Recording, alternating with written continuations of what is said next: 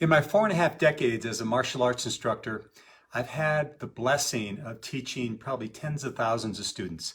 I've been able to watch people come from areas where they don't have confidence in their lives, where they have challenges physically, emotionally, etc., and make it all the way to black belt.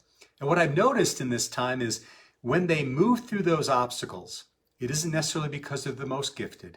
They're not the most talented. They're the people that just keep showing up. Hi everyone, Chris Natzke here with Black Belt Leadership Speaking and Coaching with your Mind of a Champion tip of the week. You know, as I said, for the last 4.5 decades, I've had the honor of teaching tens of thousands of students in the martial arts, and I think my last count is about 1,500 of those students have made it to black belt. Now, what's so interesting about that, within my entire career, I can think of only two of those students when they first came to me had all of the skills to make it a black belt. They were focused, they had concentration, they were flexible, strong, they had determination, all the skills necessary, only two. Now those two did make it to black belt, but of course there was another 1,498 that didn't have those things at the very beginning, didn't have those qualities. But what happened was they just kept showing up. And one of those students who I love talking about, that always comes to memory when I think about this, is a student named Nabil. Now, Nabil had come to me when his mother and sister and he had moved from Southern California to the Denver area.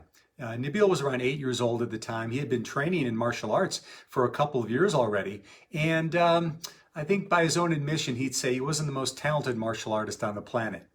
But the thing about Nabil is he had this great energy and he just kept showing up. He kept coming to class 2-3 days a week, and within 2 to 3 years, he ended up testing for his junior black belt. But he didn't stop there. You see, Nabil had this drive. He loved training in martial arts, even though he maybe wasn't the most physically gifted, but man, he was there each and every day for class. And he continued to train. And after 2 failed attempts, on his 3rd attempt, he finally was brought into our demonstration team, which was traveling all over the state of Colorado at that time, performing at the Denver Nuggets halftime shows and things like that. But that didn't stop there. Soon afterwards, he started training in our instructor development team. And by the time he was a 17-year-old senior in high school, he was one of my staff members. Had this amazing presence. He had this amazing ability to connect with both kids and the adults. The moms absolutely loved him. And now he was in his senior year and he was getting ready to go off to college. And I knew for a couple of years what his dream was because he had shared it with me several times. He wanted to go to the Colorado School of Mines. Now, those of you that aren't familiar with that, it's a school here in Golden that's one of the top engineering schools in the country. And Nabil had had his sights set on this for years. But then one day I came into the studio and there he was standing for me at the front desk. And usually he'd greet me with a smile and a warm handshake, but this time he looked a little down and he asked if we could go into the office and chat. And that's when he told me it happened. He'd received the dreaded letter from the Colorado School of Mines saying that he had not been accepted to his dream school. What had happened is he had gotten a C in chemistry his sophomore year of high school, and as a result of that, they wouldn't accept him. So he was pretty down.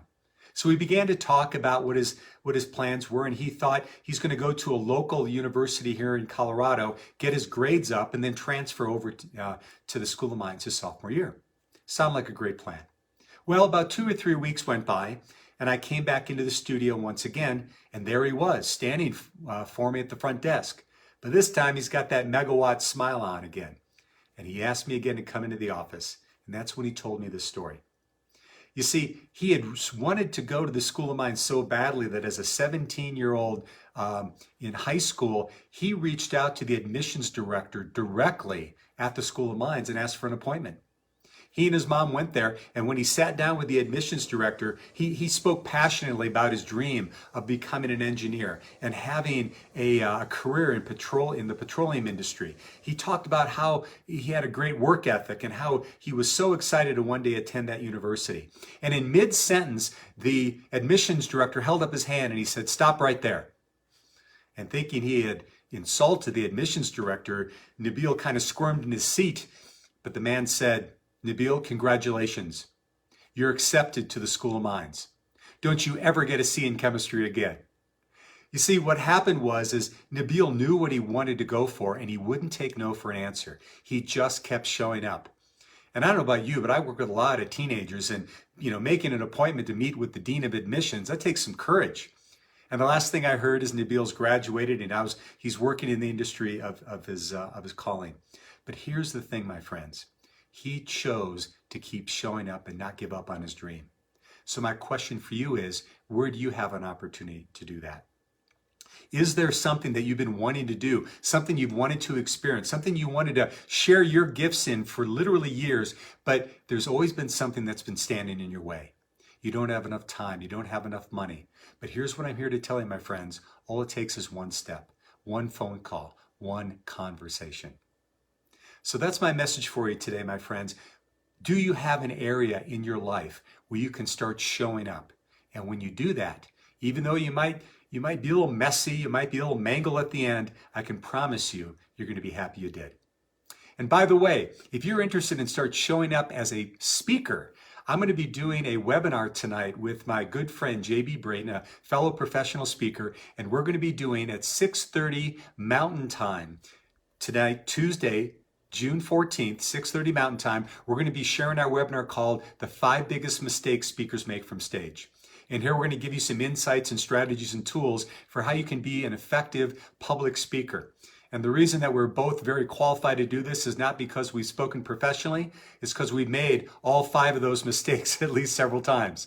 So anyway, please join us. Just click on the link below if you want to join us. I promise you're going to have a great time and learn something. And now my final challenge for you is, where do you have an opportunity to go step into something this week and just keep showing up? This has been Chris Natzke with Black Belt Leadership Speaking and Coaching, and we'll see you next time on the Mind of a Champion Tip of the Week.